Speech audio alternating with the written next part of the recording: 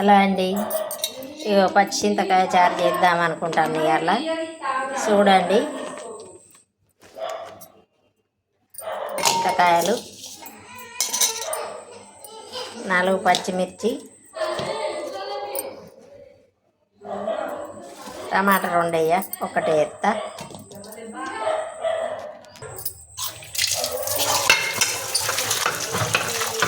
అడుగుతాన్నా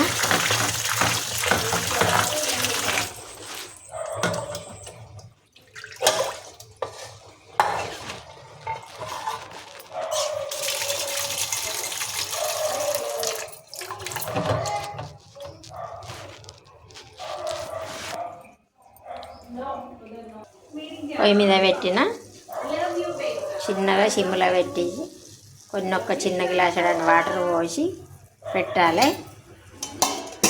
మూత పెట్టుకొని చిమ్ములు ఉడకబెట్టుకోవాలి. చింతకాయలు, టమాటా, పచ్చిమిర్చి ఇప్పుడు ఉడికింది. కొంచెం చల్లారినాక వాటర్ పోస్తా.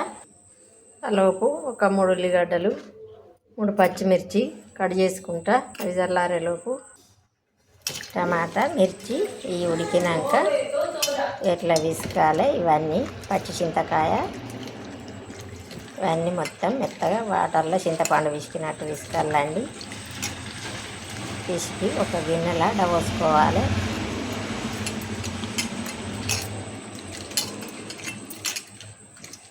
నేనైతే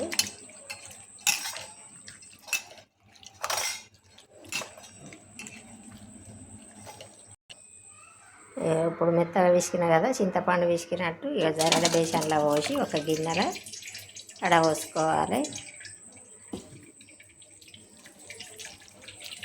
ఇట్లా అంటే మొత్తం కాలుతుంది.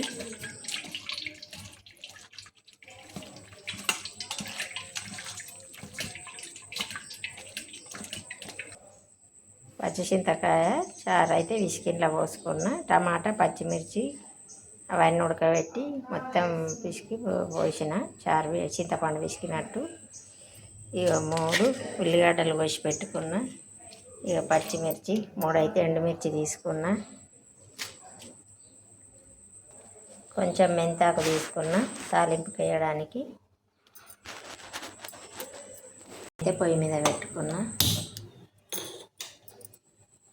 ఒక పావడంతా పోసుకున్న, ఎక్కువ పోసుకోలే. ఒక 3 ఎల్లిపాయలు చిన్నగా కడిగి చేసి ముక్కలు చేసి ఇస్తా.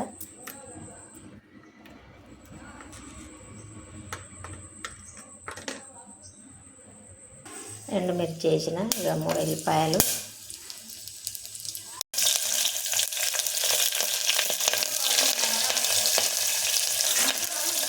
కొన్ని ఉల్లిగడ్డలు తాలింపు వేసిన. జీలకర్ర,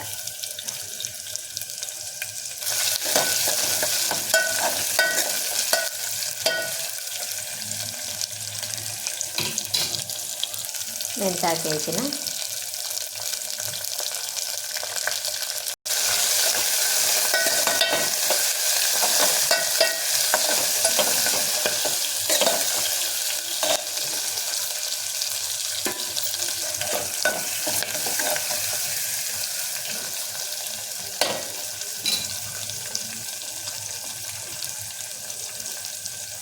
కలర్ కోసం పసుపు వేస్తాను.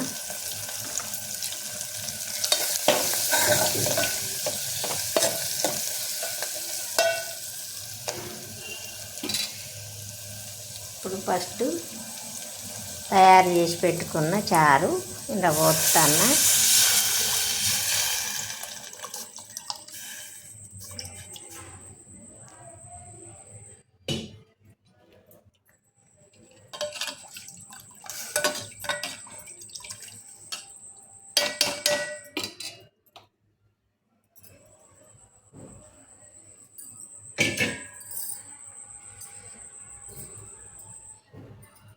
ఇప్పుడు పచ్చి ఉల్లిగడ్డలు వేస్తానండి. మొత్తము 3 ఉల్లిగడ్డలు కోసినా కదా.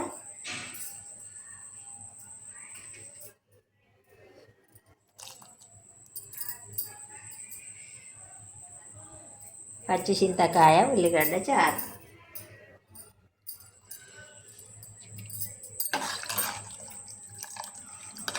కొంచెం సేపు మసిలినాక చూస్తా.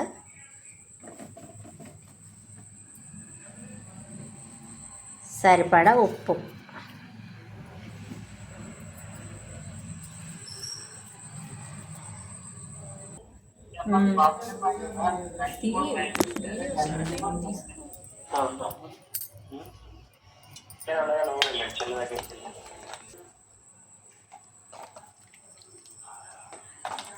చూడండి పచ్చి చింతకాయ చారు రెడీ.